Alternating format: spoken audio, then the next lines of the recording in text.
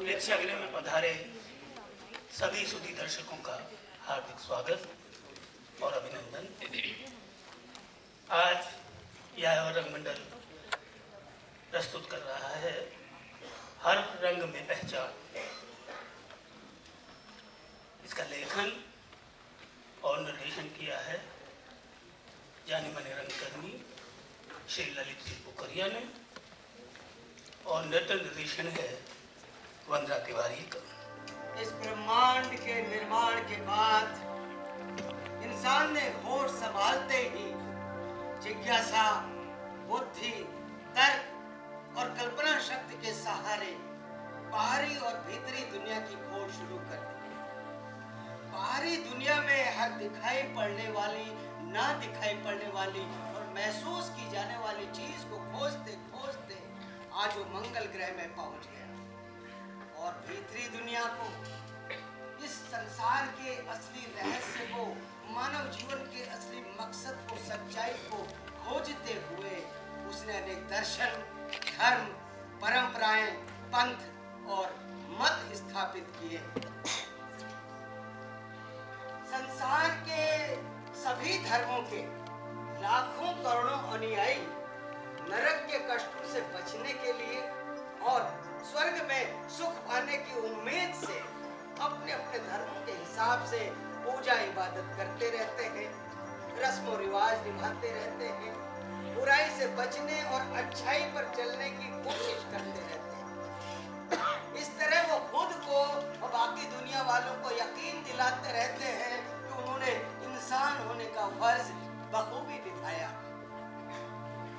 मगर सूफी दर्शन इस संसार रूपी माया मोह से मुक्त हो जाने का रास्ता दिखाता है और उसके बाद इस संसार के परम सच, परम तत्व को पाने का रास्ता दिखाता है।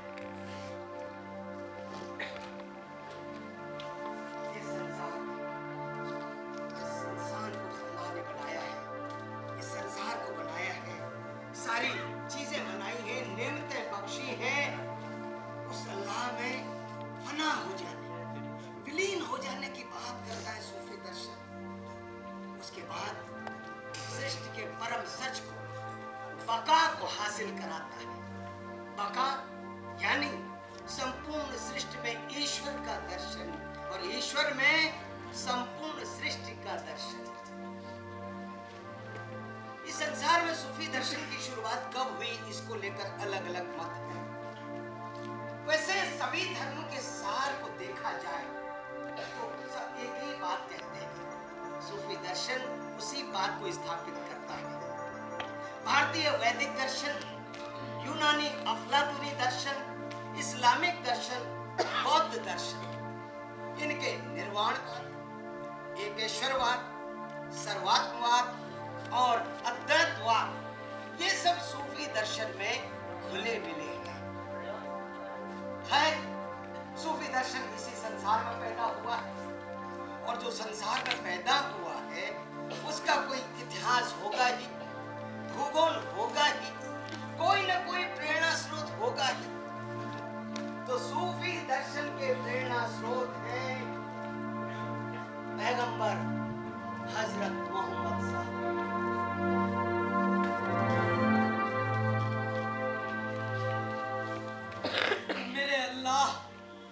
मेरे मौला, रहम कर, मुझे रास्ता दिखा।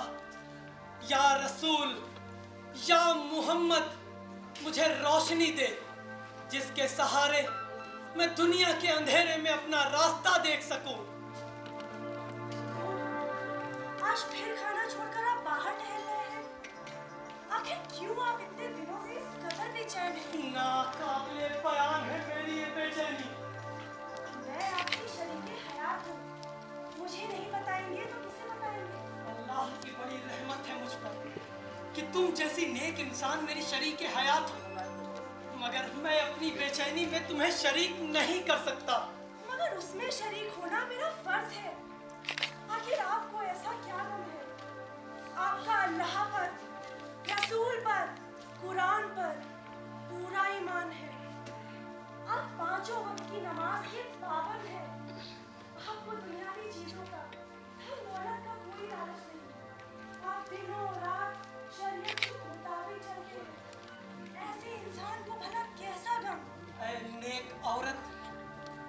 शौहर के बारे में तुम्हारे ख्यालात भी नेक हैं, मगर मेरी बेचैनी इससे आगे की है।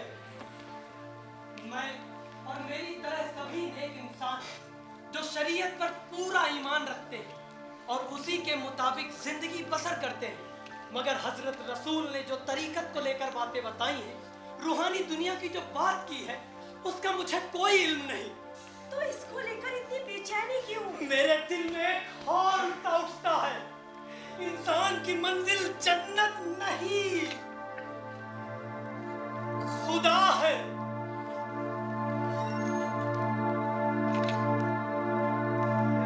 मैं खुदी को मिटाकर खुदा में खो जाना चाहता हूँ। जो खुदाई नूर पैगंबर साहब को हासिल है, उस खुदाई नूर को पाना चाहता हूँ। मगर ये तो केवल रसूल को हासिल होता है, खुदा ही उनको चुनकर भेजता है।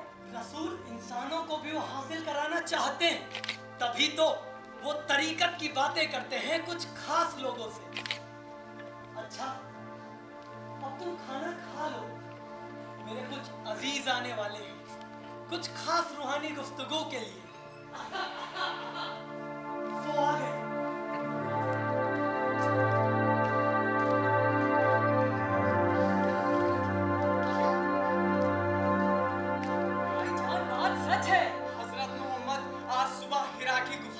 देखे गए हैं। अभी तक वो गुफा के भीतर रात रात भर खुदा के ध्यान में डूबे रहते हैं। पांचों वक्त की नमाज के अलावा भी अल्लाह का नाम जपते रहते हैं। अल्लाह ने हम पर कितनी मेहरबानी की है, जो हमारी कौम का रसूल इस दुनिया में भेजा, जो हमें खुदा की आयतें पढ़ पढ़ कर सुनाता है और हमारे गमों को दूर करने का और जन्नत का रास्ता दिखाता है।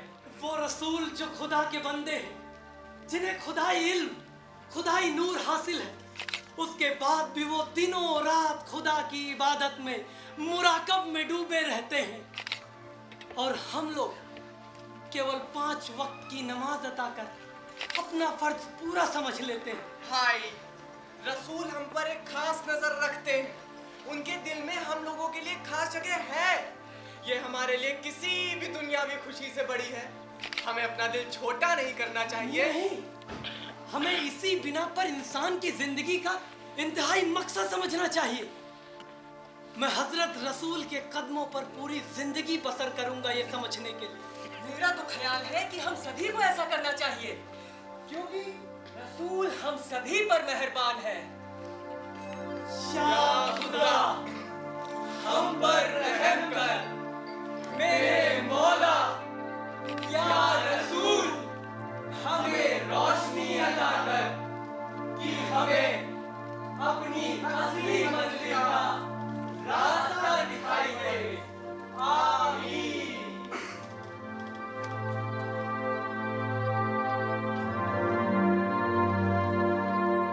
अपने धर्म की सामाजिक व्यवस्था को पूरे दिल से निभाने के साथ साथ आत्मा और परमात्मा की खोज में लगे शुरुआती दौर के ये लोग कौन थे? ये सवाल सबके जहन में कौंधता होगा। इसको लेकर अनेक विद्वानों और इतिहासकारों के अलग अलग मत हैं। इन विद्वानों और इतिहासकारों में अरब देशों के लोग भी हैं और यूरोपीय देशों के लोग भी। अली हुजवेरी साहब सूफी शब्द की उत्पत्ति सफा शब्द से मानते हैं, यानी मन के दर्पण पर पड़ी मोह माया की धूल को सफा करने वाले लोग सूफी। कुछ विद्वान कहते हैं कि पैगंबर हजरत मोहम्मद द्वारा मदीने में बनाई गई मस्जिद के पास एक छप्पर पड़ा था और उसके नीचे कुछ मुसलमान संसार की मोह माया से दूर त्यागमय जीवन बिताते हुए पड़े रहते थे। ये बैरागी लोग अस्हाबे सुफ़ा कहलाते थे। आगे चलकर अल्लाह के मुराकब में यानी साधना में लगे लोगों का रहन सहन अस्हाबे सुफ़ा जैसा हो गया, इसलिए उन्हें सूफी कहा जाने लगा। कुछ विद्वान कहते हैं सूफी तो सब यानी कतार शब्द से बना है। कयामत के दिन अच्छे आचरण वाले लोग अल्लाह के सामने एक खास कतार में खड़े होंगे, इसलिए उन्हें सूफी कहा जाने लगा। सूफी संत गजाली साहब ने इन सारे मतों को नकारते हुए कहा कि व्याकरण के नियमों के हिसाब से सब, सफा या सुफ़ा शब्द से सूफी शब्द बन ही नहीं सकता। कुछ विद्वान कहते हैं यूनानी शब्द सोफात से सूफी शब्द बना है। सोफास माने दार्शनिक। सूफियों के बहुत से विचार यूनानी दार्शनिकों से भी मिलते थे, इसलिए मक्सी और प्रोफेसर के हट्टी ने इन सारे मतों को स्वीकार किया है। मौलाना शिबली ने कहा ये तो फारसी का सीन अक्षर से ताल्लुक रखता है, जिसकी धातु सौफ है, यूनानी भाषा में जिसका मतलब बुद्धिमत्ता है। दूसरी शताब्दी हिजरी में यह शब्द अरबी भाषा में आया, जिसमें सूफी शब्द सीन अक्षर से लिया जाता था, बाद में सुआद अक्षर से लिया जाने लगा। प्रोफेसर नोवेल बीके कहते थे यूनानी भाषा के शब्द तो सीरियानी भाषा के जरिए अरबी भाषा में आए हैं। सूफी शब्द तो सीरियानी भाषा में है ही नहीं, तो फिर वो अरबी भाषा में कैसे आ गया? और थोड़ी देर के लिए मान भी लिया जाए तो इसका इमला सुआद अक्षर से कैसे हो गया, वगैरह वगैरह। मजे की बात यह है, कुछ लोग कहते हैं सूफी शब्द तो सुखना नामक घास से निकला है, जो सूखी सूखी सी होती है। सूफी ईश्वर की साधना में खुद को सुखना घास की तरह सुखा लेता है, इसलिए वो सूफी कहलाता है, वगैरह वगैरह। मतलब जितने विद्वान उतनी बातें। कुछ और मजेदार मत सुन लीजिए। सूफियों के सिर के बाल गद्दे पर रखे पट्टे वालों यानी सिर्फ वतुल किफा जैसे होते हैं, इसलिए वो सूफी। सूफा कबीले में रहने वाले त्यागी साधुकों जैसे होते हैं, इसलिए वो सूफी, वगैरह वगैरह। हाजरीनो, सूफी शब्द की उत्पत्ति को लेकर सबसे माकूल और स्वीकार्य मत यह है कि सूफ नाम का ऊन का मोटा सादगी भरा कपड़ा पहनने के कारण ये लोग सूफी कहलाए। हजरत मोहम्मद को सूफ कपड़ा बहुत पसंद था, तो हजरत मोहम्मद साहब के तसव्वुफ से, अध्यात्म से, उनके प्रभा मंडल से प्रेरित ये लोग सूफ कपड़े को तसव्वुफ का, अध्यात्म का प्रतीक मानने लगे, मन की पवित्रता का प्रतीक मानने लगे, सात्विकता का प्रतीक मानने लगे, और उसको उन्होंने उसी रूप में अपना लिया। इसलिए ये आध्यात्मिक लोग, ब्रह्मज्ञानी संत सूफी कहलाए। इस संपूर्ण ब्रह्मांड की रचना अल्लाह की इच्छा से हुई, उसी की इच्छा से इंसान बना है। इस्लाम का ये आधारभूत सिद्धांत कि ईश्वर ने कुन शब्द से इस सृष्टि की रचना की, इस पर सूफी लोग अटल विश्वास रखते हैं। अल्लाह ने मिट्टी का एक पुतला बनाया, कहा कुन हो जा, पुतला बोल उठा, कुन फाया, हो गया। सूफियों ने गाया कुन फाया, कुन फाया, कुन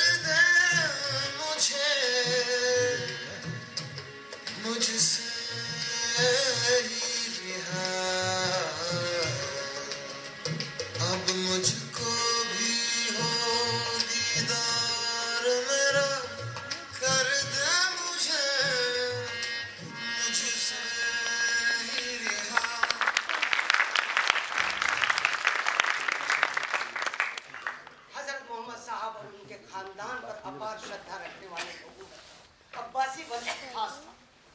करबला के मैदान में हजरत मोहम्मद के नवासे अली हुसैन को शहीद करने वाले यजीद के वंश की जड़ें उखाड़ दी थी अब्बासियों ने। ईरान के शियाओं ने अब्बासियों का साथ दिया।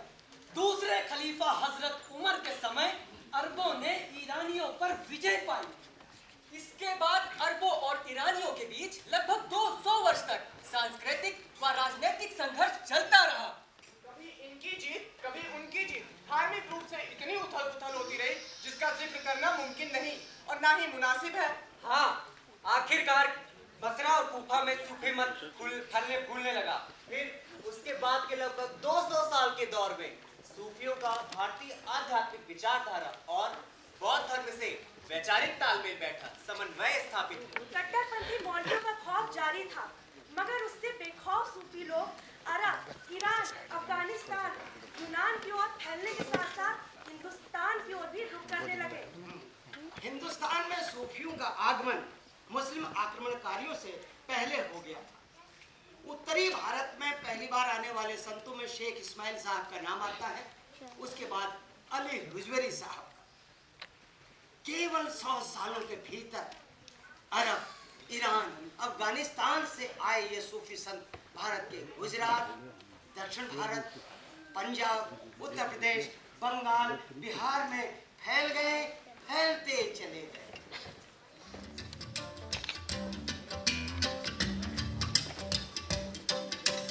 मस्त कलंदर मस्त मस्त दम मस्त कलंदर मस्त दम मस्त कलंदर मस्त मस्त दम मस्त कलंदर मस्त।